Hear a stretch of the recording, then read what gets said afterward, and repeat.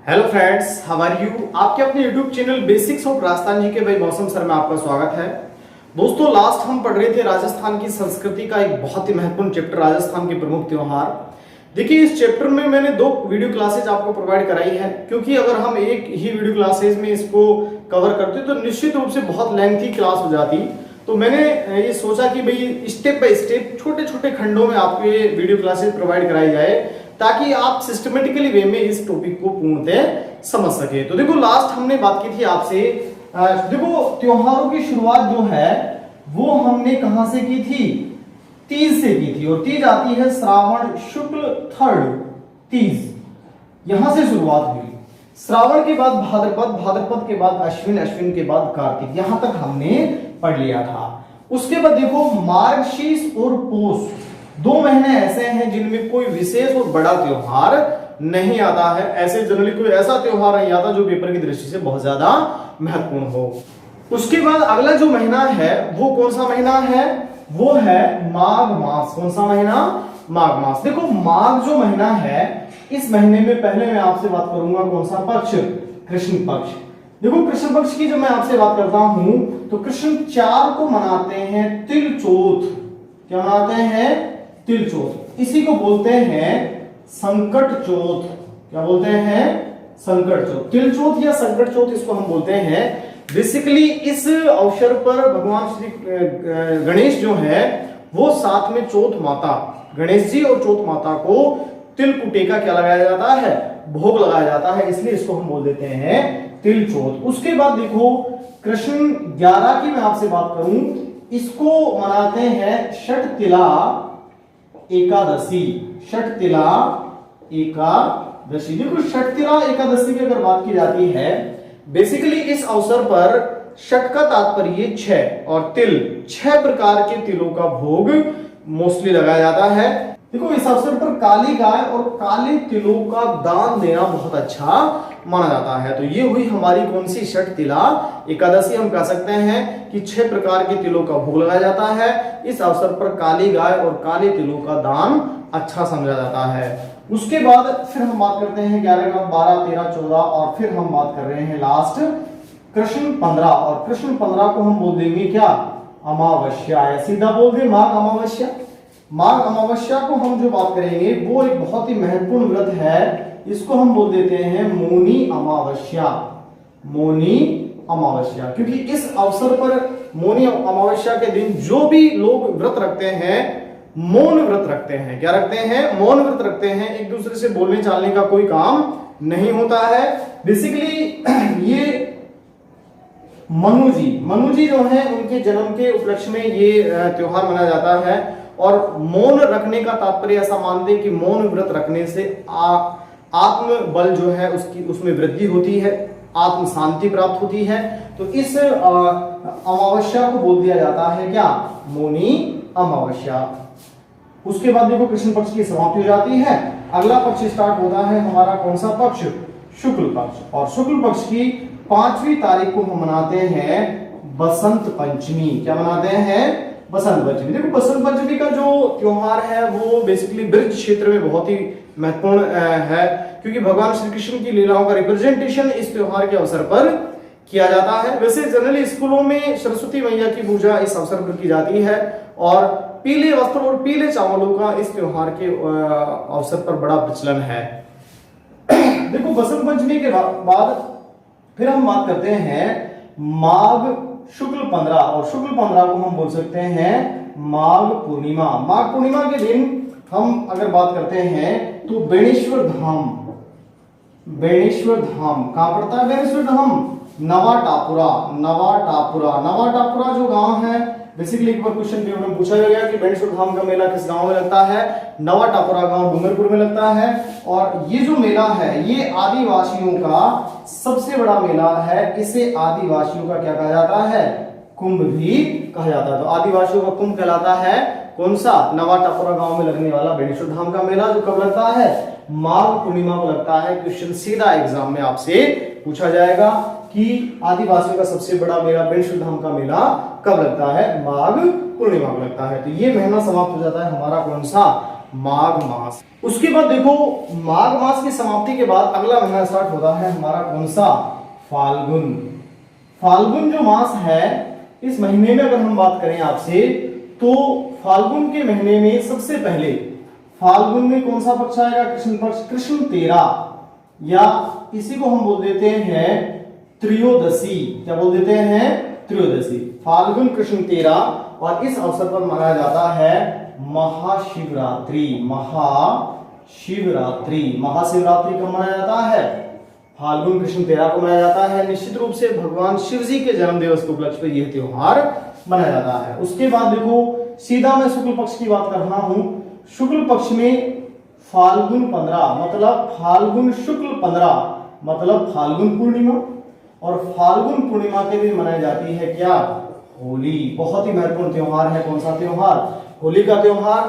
क्यों मनाया जाता है? हम जानते हैं हिरण्यकश्यप जो है उनकी बहन थी होलिका, और होलिका को यह वरदान था कि वो अग्नि में नहीं जल पाएगी, लेकिन हिरण्यकश्यप के पुत्र जो हैं प्रहलाद, उनको लेकर के वो अग्नि में कूदी और निश्चित रूप से होलिका का दहन हुआ और प्रहलाद जीवित शेष रह गए। इस घटना के उपलक्ष्य में मनाया जाता है कौन सा त्योहार? होली का त्योहार। तो ये समाप्त हो जाता है हमारा कौन सा महीना?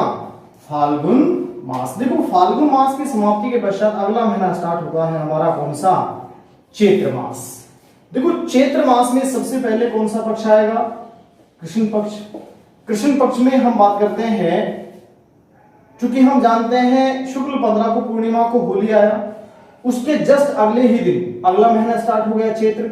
चैत्र महीने की कृष्ण पक्ष की कौन सी तारीख आएगी? एक पहली तारीख आएगी। इसको हम मनाते हैं धुलंडी। क्या मनाते हैं? धुलंडी। होली के बाद अगले ही दिन क्या? धुलंडी। लेकिन अगले ही दिन क्या हो गया? महीना चेंज हो गया। देखो होली की अगर मैं आपसे बात करूं तो होली में अगर आपसे पूछा जाए कि भाई राजस्थान में कोडेमार होली, कोडेमार होली कहाँ की फेमस है? राजस्थान में कोडेमार होली जो है वो भिनाय, भिनाय एक कस्बा पड़ता है कहाँ? अजमेर में। भिनाय अजमेर की फेमस है कौन सी? कोडेमार होली। आपसे पूछा जाए कि भाई देवर भाभी, देवर भाभी होली कहाँ की प्रसिद्ध है? तो देवर भाभी होली कहाँ की प्रसिद्ध है? ब्यावर। और ब्यावर भी कहाँ पड़ता है? अजमेर में पड़ता है।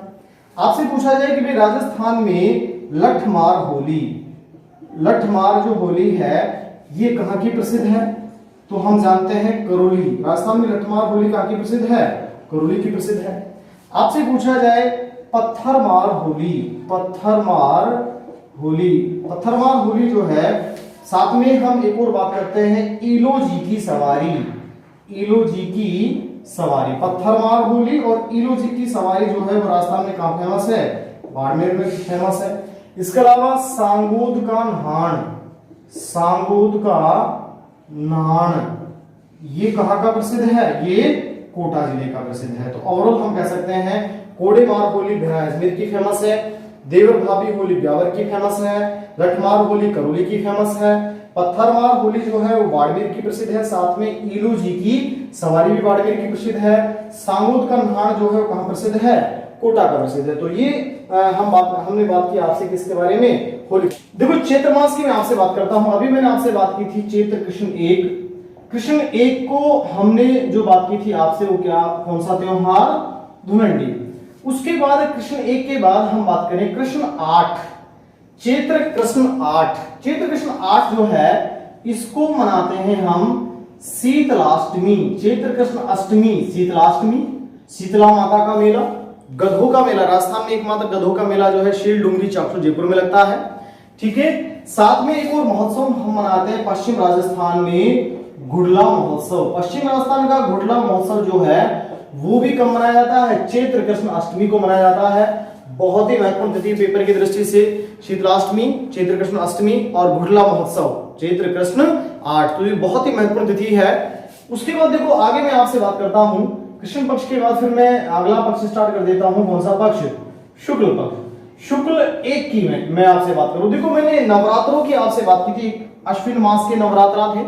दूसरे हम बात कर रहे हैं चैत्र मास के नवरात्रा। चैत्र शुक्ल 1 नवरात्रा स्थापना, और इसी दिन मनाते हैं हम नव संवत्सर। नव संवत्सर हम जानते हैं पहला महीना, और विक्रम संवत में वर्ष की जो शुरुआत मानी जाती है, क्योंकि त्योहार हम विक्रम संवत पर आधारित पढ़ रहे हैं। और विक्रम संवत में वर्ष की जो शुरुआत है वो मैं पहले ही डिस्कशन कर चुका हूं आपसे। चैत्र मास का कृष्ण पक्ष नहीं, कौन सा पक्ष, शुक्ल पक्ष, चैत्र मास का शुक्ल पक्ष जो है उसकी पहली तिथि को निश्चित रूप से नया संवत या नवरात्रा स्थापना मनाते हैं। उसके बाद दूसरे नवरात्रा को हम बात करते हैं चैत्र शुक्ल 2 सिंजारा। सिंजारा जो है इसमें निश्चित रूप से नवविवाहित जो वधू हैं या पुत्रियां जो है उनके लिए श्रृंगार का सामान जो है वो इस अवसर पर भेंट किया जाता है, सिंजारा। उसके बाद 3 की मैं बात करता हूं, बहुत ही महत्वपूर्ण है। देखो ये अपने आप में नवरात्रा चल रहे, पहला नवरात्रा, दूसरा नवरात्रा, तीसरा नवरात्रा। तीसरा जो नवरात्रा है बहुत ही महत्वपूर्ण त्योहार मनाते हैं गणगौर। गण का तात्पर्य महादेव जी और गौर का तात्पर्य पार्वती, शिव और पार्वती की पूजा। हम बेसिकली देखो गणगौर का जो अवसर है राजस्थान में सर्वाधिक लोक गीतों का त्योहार, सर्वाधिक लोक गीतों का त्योहार। राजस्थान में सुहागिन जो महिलाएं हैं, सुहागिन जो महिलाएं हैं उनका सबसे प्रिय जो त्योहार है वो कौन सा है, गणगौर है। देखो राजस्थान में गणगौर कहां का प्रसिद्ध है, ये बहुत ही महत्वपूर्ण है।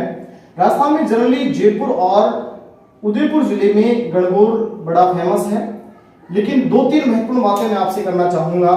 राजस्थान में गुलाबी गणगौर, कौन सा गणगौर, राजस्थान में गुलाबी गणगौर जो है वो प्रसिद्ध है, गुलाबी गणगौर। गणगौर कहां का प्रसिद्ध है, नाथद्वारा। राजस्थान में गुलाबी गणगौर नाथद्वारा राजसमंद का प्रसिद्ध है, राजसमंद। बेसिकली शासक हुए महाराणा राज सिंह, राणा राज सिंह जो है इनके समय से इसकी क्या हुई, शुरुआत हुई। एक और क्वेश्चन बहुत ही महत्वपूर्ण है, राजस्थान में बिना ईश्वर, राजस्थान में बिना ईश्वर के गणगौर की पूजा किस जिले में होती है, कहां होती है, जैसलमेर जिले में होती है। माना गया कि जैसलमेर बीकानेर रियासत में किसी बात को लेकर विवाद हुआ, गणगौर के अवसर पर झगड़ा हुआ। उस झगड़े में जब शिव और पार्वती की सवारी निकाली जा रही थी तो उस समय ईश्वर को, वो ईश्वर की मूर्ति को लेकर बीकानेर के जो शासक हैं वो लेकर चले गए। फिर बिना ईश्वर के गणगौर की सवारी निकाली गई, गणगौर का पूजन, तभी से परंपरा स्टार्ट हुई। बिना ईश्वर के गणगौर का पूजन कहां होता है, जैसलमेर जिले में होता है। तो बहुत ही महत्वपूर्ण है पेपर की दृष्टि से। जनरली हम जानते हैं कि हमने 3 से त्योहारों की क्या की थी, शुरुआत की थी और समाप्ति कहां होनी थी, गणगौर पर होनी थी। तो हो जाती है समाप्ति, लेकिन फिर भी कुछ त्योहार, कुछ महत्वपूर्ण तिथियां आगे से रह जाती है। जैसे शुक्ल 8 की अगर मैं आपसे बात करूं तो शुक्ल 8 में मनाया जाता है अशोकाष्टमी। अशोकाष्टमी, अशोकाष्टमी तात्पर्य है अशोक का जो वृक्ष है इस वृक्ष की क्या की जाती है, पूजा की जाती है, अशोक का वृक्ष की पूजा की जाती है। 9 को हम मनाते हैं रामनवमी। क्या मनाते हैं, रामनवमी। तो चैत्र शुक्ल 9, चैत्र शुक्ल 9 को क्या मनाते हैं, रामनवमी मनाते हैं। देखो यहां भी नवमी आती है, लेकिन यहाँ की नवमी से ज्यादा फेमस, या इस नवमी को हम, इस अश्विन मास के नवरात्रों की जो नवमी है वो इतना महत्वपूर्ण नहीं है जितना ये वाली नवमी है, रामनवमी मनाई जाती है। और लास्ट हम बात करते हैं 15, मतलब चैत्र पूर्णिमा। और चैत्र पूर्णिमा को मनाते हैं हम क्या, हनुमान जयंती। क्या मनाते हैं, हनुमान जयंती। तो इस प्रकार से देखो बहुत ही महत्वपूर्ण महीना था। चैत्र कृष्ण 1 को धुलंडी, 8 को शीतलाष्टमी। यहाँ कृष्ण पक्ष समाप्त हो गया। शुक्ल पक्ष की पहली तारीख को नवरात्राओं की क्या हुई, शुरुआत हुई, नया संवत स्टार्ट हुआ। दूसरे नवरात्रा को मनाते हैं सिंजारा। तीसरे नवरात्रा को बहुत ही महत्वपूर्ण त्योहार गणगौर की बात की मैंने आपसे। 8वें नवरात्रा को अशोकाष्टमी मनाते हैं और 9वें नवरात्रा को रामनवमी और चैत्र पूर्णिमा को हनुमान जयंती। इस प्रकार से हमारा समाप्त हो जाता है कौन सा महीना, चैत्र महीना। देखो चैत्र मास की समाप्ति के पश्चात अगला महीना है हमारा कौन सा, वैशाख। वैशाख जो महीना है इसमें अगर मैं आपसे बात करता हूं तो वैशाख में कृष्ण पक्ष की ना बात करके कौन सा पक्ष, शुक्ल पक्ष की बात करता हूं। बहुत ही महत्वपूर्ण तिथि है वैशाख शुक्ल 3rd। इसको हम बोलते हैं आखा तीज। क्या बोलते हैं, आखा तीज, या इसी को हम बोलते हैं अक्षय तृतीया। आखा तीज या अक्षय तृतीया किस तिथि को आता है, वैशाख शुक्ल 3rd को आता है। बेसिकली राजस्थान में सर्वाधिक बाल विवाह, राजस्थान में सर्वाधिक बाल विवाह किस तिथि को संपन्न होते हैं? आखा तीज को संपन्न होते हैं। और बीकानेर जो जिला है उसकी जो स्थापना, बीकानेर जो नगर है इसकी स्थापना हम जानते हैं बीकानेर के शासक राव बीका द्वारा 1488 ईस्वी में लोक देवता हड़बुजी लोक देवी करणी माता के आशीर्वाद से हुई। ठीक है, कब हुई? आखा तीज के दिन की गई, वैशाख शुक्ल थर्ड के दिन की गई, इसलिए बीकानेर जिले में ये त्योहार बड़े हर्षोल्लास से मनाया जाता है। क्वेश्चन पूछा जाता है राजस्थान में सर्वाधिक बाल विवाह कब संपन्न होते हैं? आंसर आता है वैशाख शुक्ल थर्ड, आखा तीज या अक्षय तृतीया। तो देखो वैशाख में कोई बड़ा त्योहार इसके अलावा नहीं है। अगला महीना आ जाता है हमारे पास कौन सा? ज्येष्ठ। देखो ज्येष्ठ जो महीना है इसमें 2-3 तिथियां बड़ी महत्वपूर्ण हैं। सबसे पहले मैं आपसे बात करूं, पहली जो तिथि है वो कृष्ण पक्ष, कृष्ण पक्ष की 15 मतलब अमावस्या। ज्येष्ठ अमावस्या को हम मनाते हैं बड़ मावस। क्या मनाते हैं? बड़ मावस, या इसी को बोलते हैं वट सावित्री। वट सावित्री या बड़ मावस जो है हम मनाते हैं ज्येष्ठ अमावस्या को। बेसिकली इस दिन वट वृक्ष, बरगद के वृक्ष की क्या की जाती है? पूजा की जाती है। उसके बाद शुक्ल पक्ष की मैं बात करता हूं, क्योंकि अमावस्या के दिन कृष्ण पक्ष समाप्त हो जाता है। शुक्ल 11 बहुत ही महत्वपूर्ण है। शुक्ल 11 जो है इस दिन एक बहुत ही खतरनाक व्रत की मैं बात कर रहा हूं, वो व्रत है निर्जला एकादशी। निर्जला एकादशी, इसको हम बोलते हैं निर्जला एकादशी। हम जानते हैं कि ज्येष्ठ महीना जो है बहुत ही गर्मी वाला महीना है और बहुत ज्यादा टेम्परेचर वाला महीना है। ऐसी परिस्थिति में व्रत रखना अपना आप में बहुत ही टेढ़ा काम है। तो वो व्रत निर्जला एकादशी का व्रत बहुत ही कठिन व्रत माना जाता है। ठीक है, ज्येष्ठ शुक्ल 11। उसके बाद शुक्ल 11 के बाद लास्ट हम बात करते हैं 15 मतलब पीपल पूर्णिमा। पीपल पूर्णिमा जो है बेसिकली पीपल के वृक्ष की पूजा होती है और पीपल पूर्णिमा के दिन भी बहुत ज्यादा विवाह राजस्थान में संपन्न होते हैं। अबूझ सावा पीपल पूर्णिमा को माना जाता है। तो पूर्णिमा के दिन ज्येष्ठ महीना क्या हो जाता है? समाप्त हो जाता है। अगला महीना हमारे पास आता है कौन सा? आषाढ़। कौन सा महीना? आषाढ़। देखो आषाढ़ जो महीना है इसमें आषाढ़ मास की आपसे बात करूं तो पहले कौन सा पक्ष आएगा? कृष्ण पक्ष आएगा।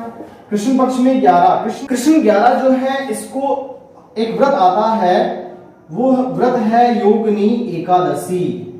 योगिनी एकादशी बोला जाता है किसको? आषाढ़ कृष्ण 11 को। योगिनी एकादशी के दिन ये व्रत बेसिकली योगिनी एकादशी का जो व्रत है, इस व्रत के दौरान लोग अपने पापों को नष्ट करने के लिए ये व्रत क्या करते हैं? रखते हैं। तो योगिनी एकादशी, आषाढ़ कृष्ण 11 योगिनी एकादशी, इस ये जो व्रत है बेसिकली अपने बुरे कर्मों को, बुरे पापों को नष्ट करने के लिए रखा जाता है। उसके बाद आषाढ़ में ही मैं शुक्ल पक्ष की आपसे बात करूं, आषाढ़ शुक्ल 11 बहुत ही महत्वपूर्ण तिथि है। देवशैनी 11। देवशैनी 11। देखो देव उठनी 11 भी हमने पढ़ा था। देवउठनी 11 जो है वो कब आती है? कार्तिक शुक्ल 11 को आती है देवउठनी 11 और आषाढ़ शुक्ल 11 को आती है देवशैनी 11। इस अवसर पर देवता जो है क्या हो जाते हैं? 4 मास के लिए सो जाते हैं, ऐसा माना जाता है। 4 मास के लिए मांगलिक कार्य क्या हो जाते हैं? बंद हो जाते हैं। उसके बाद 4 महीने पश्चात, आषाढ़ से कार्तिक 4 महीने के पश्चात देवउठनी 11 को देव पुनः जगते हैं और उस अवसर पर निश्चित रूप से पुनः मांगलिक कार्य प्रारंभ हो जाते हैं। उसके बाद लास्ट में बात करूं 15 का तात्पर्य हम जानते हैं 15वीं तिथि पूर्णिमा कहलाती है। शुक्ल पक्ष की 15वीं तिथि आषाढ़ पूर्णिमा को मनाते हैं गुरु पूर्णिमा। क्या मनाते हैं? गुरु पूर्णिमा। यहां हमने बात की पीपल पूर्णिमा, यहां हम बात कर रहे हैं गुरु पूर्णिमा। तो ये देखो 3 महीने वैशाख, ज्येष्ठ और आषाढ़ मास के त्योहार हुए।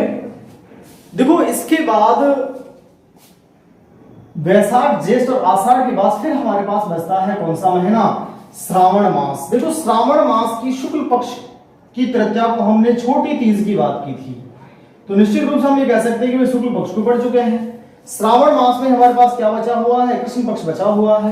तो मैं यहां आपसे बात कर लेता हूं कौन सा महीना? श्रावण मास। और श्रावण मास में सबसे पहले कौन सा पक्ष में लेता हूं? कृष्ण पक्ष। कृष्ण पक्ष। देखो कृष्ण पक्ष की अगर मैं आपसे बात करता हूं, सबसे पहले श्रावण कृष्ण 5। श्रावण कृष्ण 5 जो है इसको हम मनाते हैं नाग पंचमी। क्या मनाते हैं? नाग पंचमी। नाग पंचमी जो है इस अवसर पर सर्प की पूजा की जाती है। ठीक है, सर्प को दूध रखा जाता है ऐसा मानते हैं। ठीक है, उसके बाद 6 को हम बात करते हैं ऊब छठ। ऊब छठ, देखो इसकी तिथि बहुत डिस्प्यूटेड है। जनरली इस तिथि को लेकर के बड़ा कंट्रोवर्सी है, लेकिन ये अभी एग्जाम लास्ट ईयर जो है कोरियल लेक्चरर एग्जाम हुआ संगीत से के क्षेत्र में, उस एग्जाम में क्वेश्चन पूछा गया और उस एग्जाम में इसका आंसर माना गया श्रावण कृष्ण 6 ऊब छठ। ठीक है, तो ऊब छठ कब मनाई जाती है? श्रावण कृष्ण 6 को मनाई जाती है। उसके बाद 9 नंबर की हम बात करते हैं, श्रावण कृष्ण 9 को मनाई जाती है निडरी नवमी।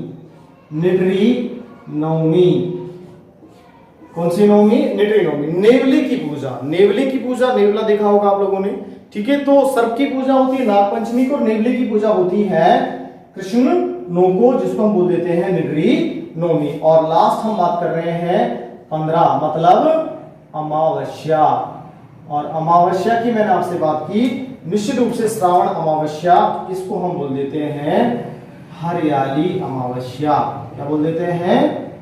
हरियाली अमावस्या। तो ओवरऑल हम ये कह सकते हैं श्रावण मास के कृष्ण पक्ष में 5 को नाग पंचमी, 6 को ऊब छठ, 9 को निडरी नवमी और 15 को हरियाली अमावस्या। इस प्रकार से श्रावण मास का कृष्ण पक्ष समाप्त हो जाता है। वापस कौन सा पक्ष आता है? शुक्ल पक्ष आता है। हमने देखो यहां से शुरुआत की थी और घूमते हुए हम वापस कहां आ गए? यहीं पे आ गए। तो देखो ये त्योहारों को पढ़ने का सबसे बेहतरीन तरीका था, आप सिस्टमेटिकली वे में एक एक करके इन त्योहारों को लिखिएगा, अपने नोट्स मेंटेन करिएगा, फिर 2-3 बार इनकी प्रैक्टिस करिएगा। आपको किसी प्रकार की त्योहारों में कोई समस्या आने वाली नहीं है, ऐसा मैं आपसे वादा करता हूं, ऐसी अपेक्षा मैं आपसे रखता हूं। ठीक है दोस्तों, इस प्रकार से चैप्टर हमारा समाप्त हो जाता है। आप मेरे YouTube channel basics of Rajasthan GK को लाइक, शेयर और सब्सक्राइब जरूर करें। बेल आइकन का बटन दबा लें ताकि आगामी वीडियो की सूचना आपको अविलंब मिल सके। धन्यवाद।